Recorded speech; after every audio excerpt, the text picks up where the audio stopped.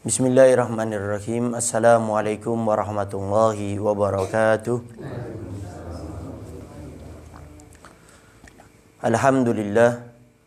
Alhamdulillahi rabbil alamin.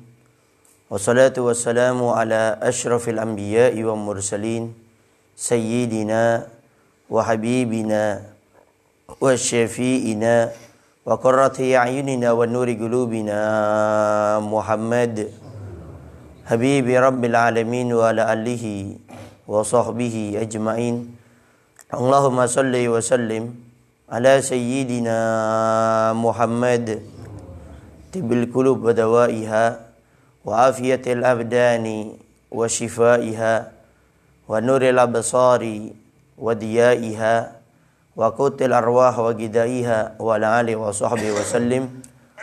Allahumma ja'al sarirati khairan min alaniyati wa jalalaniyati salihah, amma ba'du.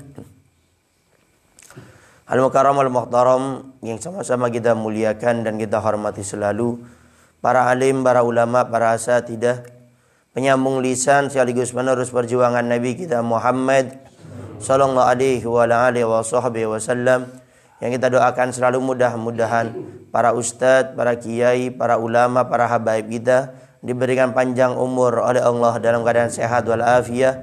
Allah Subhanahu wa taala berikan kemudahan kepada beliau, baik itu urusan dunia maupun urusan akhiratnya. Allah Subhanahu wa taala jauhkan beliau-beliau semuanya daripada fitnah yang terjadi di akhir zaman ini, insyaallah. Amin. Amin ya rabbal alamin. Dan juga tidak mengurangi rasa hormat kami kepada segenap para sepuh, para tokoh masyarakat, para ustadz, para hadirin wal hadirat yang dimuliakan oleh Allah Subhanahu wa taala. Alhamdulillah, pada subuh kali ini Allah Subhanahu wa taala masih memberikan kepada kita kemudahan untuk bisa melaksanakan salat subuh berjamaah. Mudah-mudahan Allah Subhanahu wa taala selalu memberikan kemudahan kepada kita untuk selalu melaksanakan perintah-perintahnya dan meninggalkan segala sesuatu yang dibenci oleh Allah Subhanahu wa taala, sehingga kelak setelah kita meninggal dunia, kemudian kita berada di akhirat, Allah Subhanahu wa taala masukkan kita ke surga dengan ketaatan yang selama ini kita lakukan dan juga dengan segala sesuatu yang kita tinggalkan, insyaallah. Amin. Amin ya rabbal alamin. Para hadirin wal hadirat yang dimuliakan oleh Allah Subhanahu wa taala, mertua kita itu adalah orang tua kita juga. Kadang-kadang ada sebagian orang ini salah faham. Artinya dia menganggap mertua itu bukan sebagai orang tua, sehingga perilaku kita sebagai menantu itu kadang-kadang tidak begitu baik. Bahkan cenderung kadang-kadang meremehkan mertua kita. Khususnya kalau kita sedang main ke mertua kita, maka di sana kita sebagai menantu yang baik, baik kita yang laki-laki ataupun yang perempuan, maka kita tetap harus menghormati mertua kita sebagaimana kita menghormati orang tua kita. Karena Nabi kita Muhammad sallallahu alaihi wa alihi wasallam mensabdakan dalam hadisnya, abauka thalath, orang tuamu itu ada 3. Yang pertama Nabi sebutkan abukal ladzi waladaka, orang tuamu yang melahirkanmu, yaitu orang tua kita.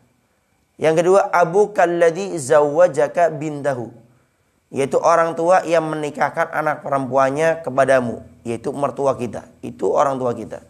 Yang ketiga abukal ladzi allamaka, yaitu orang tuamu yang ketiga adalah yang mengajarimu ilmu agama.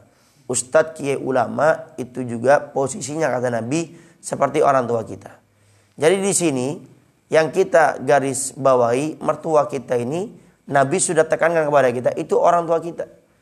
Manakala kita sedang berkunjung ke rumah mertua kita, maka kita harus menjadikannya sebagaimana orang tua kita. Di sana jangan kita santai-santai, kita hanya menyuruh mungkin istri kita yang sebagai anaknya, atau mungkin suami kita yang sebagai anaknya. Tapi kita sebagai menantunya, kita harus memuliakannya. Kita bantu aktivitasnya, kita bantu kegiatannya, sebagaimana kita bisa membantu orang tua kita, maka kepada mertua kita pun kita harus memuliakannya.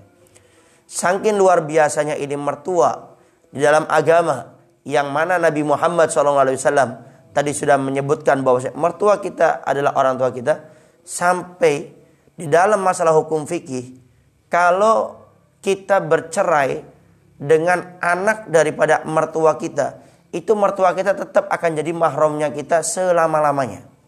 Dalam fikih ada namanya mahram mu'abbad, ada mahram mu'akkad. Sebagian ulama fikih membagi seperti itu. Ada namanya mahram mu'abbad, jadi selama-lamanya akan jadi mahram kita. Jadi setelah kita melakukan pernikahan, ini akan jadi mahramnya kita selama-lamanya. Di antaranya mertua kita. Jadi setelah kita, naudzubillah min dzalik, ada orang yang bercerai dengan istrinya atau dengan suaminya, maka dengan mertuanya itu tetap akan jadi mahram. Artinya dia tetap diperbolehkan bersalaman, tidak batal wudu, dan dia tidak boleh menikahi mertuanya. Saking hebatnya kedudukan kita punya mertua, sampai walaupun kita sudah bercerai dengan anaknya, tetap kita menjadi mahram dengannya melalui jalur pernikahan. Artinya mahram itu adalah kita kalau bersentuhan tidak batal wudu dan kita tidak boleh menikahinya. Itu arti daripada mahram.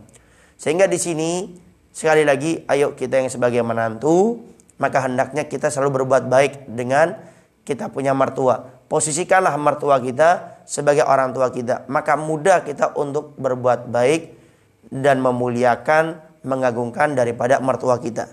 Jangan sampai seperti sebagian orang, sebagian menantu, kalau sudah ke rumah mertuanya itu dia berleha-leha, bersantai-santai. Hanya menyuruh istrinya yang sebagai anaknya atau suaminya yang sebagai anaknya. Tapi kita sebagai menantu tetap harus sigap, tetap kita harus membantu pekerjaan, kegiatan daripada mertua kita. Kenapa? Karena kata Nabi, mertua kita adalah orang tua kita. Artinya tatkala kita berbuat jelek dengan kita punya mertua, maka sesungguhnya kita juga disamakan oleh Allah sebagaimana kita berbuat jelek dengan orang tua kita. Tapi manakala kita memuliakan, mengagungkan mertua kita, maka sesungguhnya di hadapan Allah kita pun sama mendapatkan kedudukan, kemuliaan sebagaimana kita memuliakan daripada orang tua kita.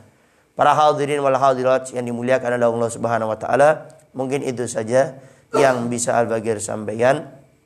Kurang lebihnya Al-Bagir minta maaf. Mudah-mudahan Allah Subhanahu wa taala memberikan kepada kita kemudahan untuk bisa saling menghormati, menghargai kepada orang tua kita, khususnya kepada mertua kita, dan mudah-mudahan kebaikan-kebaikan yang selama ini kita lakukan diterima amal ibadahnya oleh Allah Subhanahu wa taala, dan mudah-mudahan semua amal ibadah yang kita lakukan menjadikan keimanan kita bertambah sehingga kita makin istiqomah melaksanakan perintah-perintahnya dan meninggalkan segala sesuatu yang dibenci oleh Allah Subhanahu wa taala. Itu saja yang bisa Al-Bagir sampaikan. Kurang lebihnya Al-Bagir minta maaf dan mohon doanya selalu. Akhirul kalam. Assalamualaikum warahmatullahi wabarakatuh.